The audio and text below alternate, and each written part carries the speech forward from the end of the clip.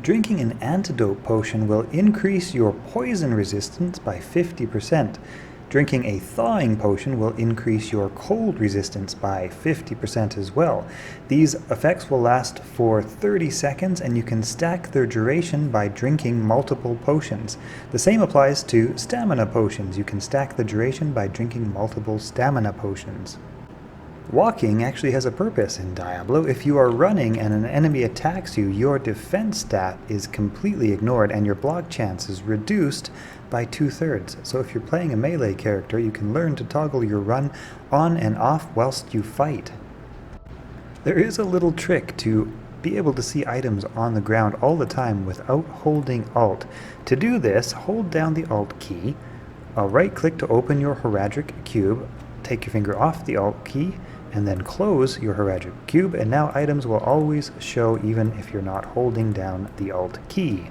That is until you press the Alt key again. Nilahawk's Temple Portal will stay open as long as you never pick up the Halls of Pain waypoint. So if you're in the Halls of Pain, do not pick up that waypoint or the portal will close and you'll lose your quick access to Pindleskin runs. You can quickly refill all the potions in your belt by shift right-clicking the potion type that you want to refill. You can shift left-click potions in your inventory to put them into your potion belt. The Larzuk socket quest will always add the maximum number of sockets possible to any item which is of white normal variety. It'll also add 1 socket to any unique item and 1 socket to any rare item, and between 1 and 2 sockets to any blue magical item chosen randomly. There's a couple of nice little hiding spots in the Frigid Highlands if you want to farm Eldritch, and Schenk the Overseer right here keeps you pretty well protected from this particular minion group. Your Mercenary can fight them off pretty well and keep you protected. And then if you want to do Schenk the Overseer, there's another good little protected spot right here behind this brazier. Only really works if you're a teleporting sorceress, but it limits how many monsters can get at you by quite a bit. Keep in mind that if there is a ranged variety of monsters down here, this can work less well. You can tell which is the real Baal demon and which is his clone by hovering over his name. The real Baal demon will have the demon part more aligned to the left, and the clone will have the demon part more aligned to the right under the B. So look at the B and where it aligns with the D, and you can see the alignment is slightly to the right and slightly to the left. In the Bloodmoor, you'll find a little cabin with a bed inside. Clicking on the bed will open a hidden chest that will drop some potentially good items. Up until your character level is 25, monsters which are significantly higher or lower level than you will only give a fraction of their experience potential. Once you reach level 25, that restriction is removed, and only monsters which are lower level than you have an experience reduction penalty.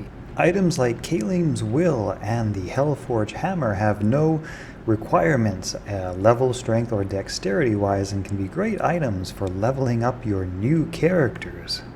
Health and mana potions have a chance to double their effect based upon your vitality and your energy. This has a diminishing return after 200 points, but can help to double up the effects of these potions. There are 3 weight levels to armor in the game: light, heavy, and medium, and they will have a movement impairing effect depending on whether you're wearing light, heavy, or medium armor.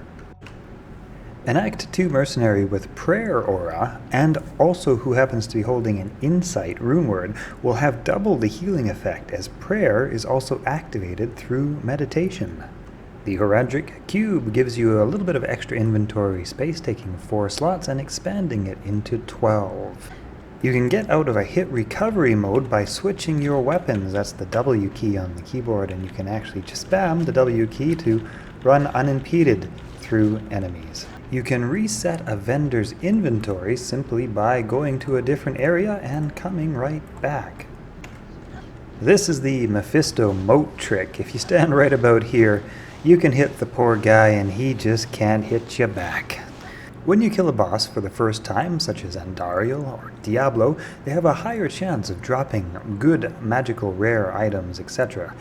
You can actually bug Andariel to drop items as though if it was the first time killing her every time, and to do this, go talk to Warov. After you kill Andariel, return to the rogue camp, immediately talk to Warov, and go east before saving and quitting your game. This only works in single player, but it will bug Andariel so that she always gives the quest quality loot drops. In Lower Kurost, if you find a bonfire such as this, the nearby house will contain a super chest, and there can be up to 2 of these in each of your game generations.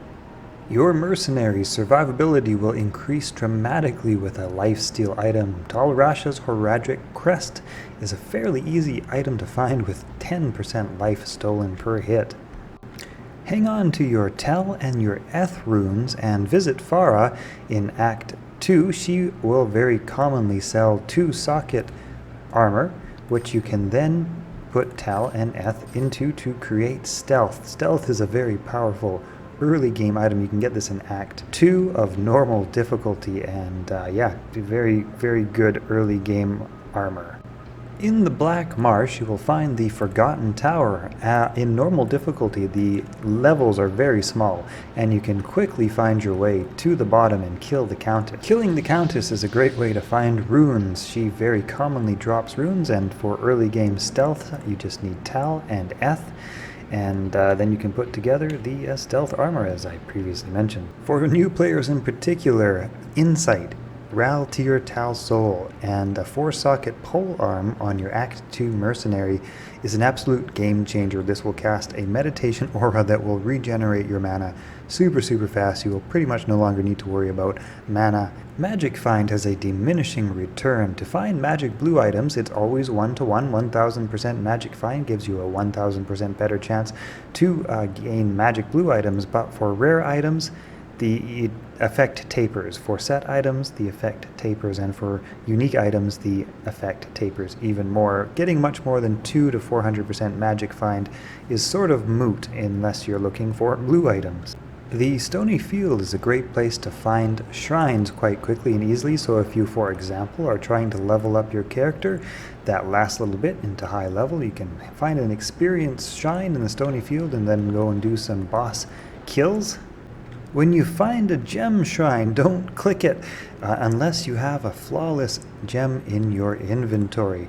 A gem shrine will upgrade a random gem from your inventory to its next level of quality. So if you have a flawless gem, it will upgrade to a perfect gem. For example, I found this normal emerald, which will upgrade to a flawless emerald. If that was a flawless emerald, it would have become a perfect emerald.